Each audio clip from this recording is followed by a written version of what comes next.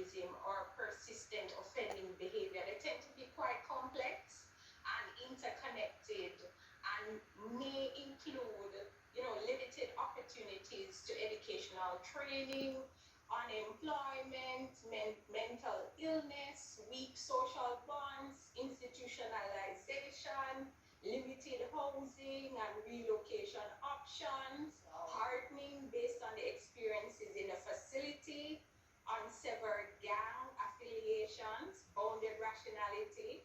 So, Delia, there are a host of risk factors to consider at the familial, individual, community, structural, institutional levels. But at the heart of it, I do believe there is structural inequality.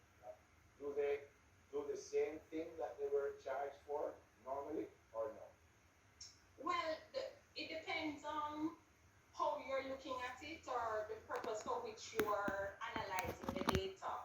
So it is in some jurisdictions, it is important that they use a measurement that involves the same offense being recommitted in order for it to be considered recidivism. And let me explain why.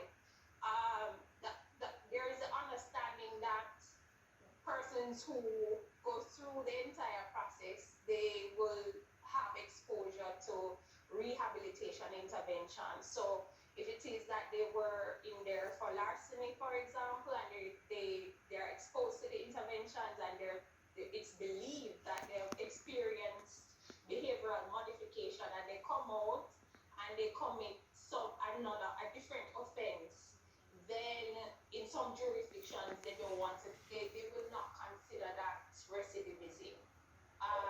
But of course, the whole idea of just breaching formal societal norms, which is the law, in other jurisdictions suffice when considering what is considered recidivism. But for this interview, when we said they said 272, we know Right. the 272, they went back into the same thing or no? I understand what you said earlier. I'm just trying to figure out if it's the same thing again. Okay, so in relation to that Dana article, and I had a chance to just glimpse at it before this interview, but I would say the closer examination is required because it's not clear the data that is being referenced in that article provided by the court management services. It's not publicly available and it's not it's not reported in the Economic and Social Survey of Jamaica. So closer examination of that data set would be necessary. Also, for us to get a better understanding of the severity of the situation, it would be better to use percentages or the rates rather than the figures, because I noticed that the figures speak about over a 10-year period, right? Of what percent, of the total number of persons who receive bail, what percentage does this represent? If you get what I'm saying. Perfectly. I'm listening, and I mean, when I listen to all the structural challenges that you outline, we have a lot here in Jamaica. So I'm thinking this is the chicken and the egg because we're going to put people out on bail, but I think we already know that we don't have the structure to support any kind of rehabilitative change. So are we putting people on bail knowing that the environment isn't where we want to send them back? And in the same breath, we could ask the question of, I think one of the concerns in the article was that we need to probably consider using preventative detention more, meaning that cases that would probably be considered, suitable for bail, it's otherwise. So it would be more of a detain them to prevent future criminality or witness intimidation. So we could flip that question, Delia, and ask, are we pushing for preventative detention when we know that the correctional services are stretched? There's an issue of over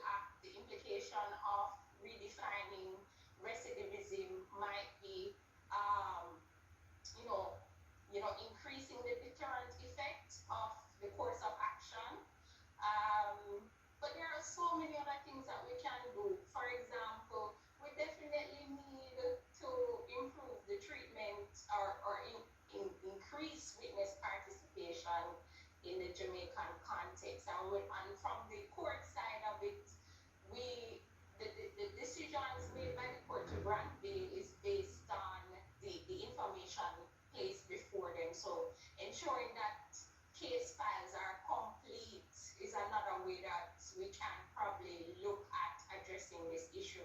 And so the necessary investments would need to be made to ensure that the case files that come before the courts, to, the same files that they use to make the decision whether bail is granted or not, they are reflecting the true conditions that the defendant or the accused live in. Having said all of that, and I'm not certain, you were suggesting that certain people should not be given bail for certain offences. But is that one way to kind of stop it, because you might go into some human rights issue after that? Is that a suggestion? Well, it's not a suggestion, it's law. The Bail Act is clear in its definition of on what basis some persons can be denied bail. And yes, so persons who are interested in finding out more about those conditions can have a look at the Bail Act, which is publicly available online. But definitely, if there is the concern that the release of a person might lead to witness intimidation, especially in high-profile cases, it might be a basis for for the judge to deny bail. But there are a number of other considerations that we can explore maybe in another conversation. Thanks much for speaking with us. Stay safe, look after yourself, and God bless you. Likewise, blessings. Thank you.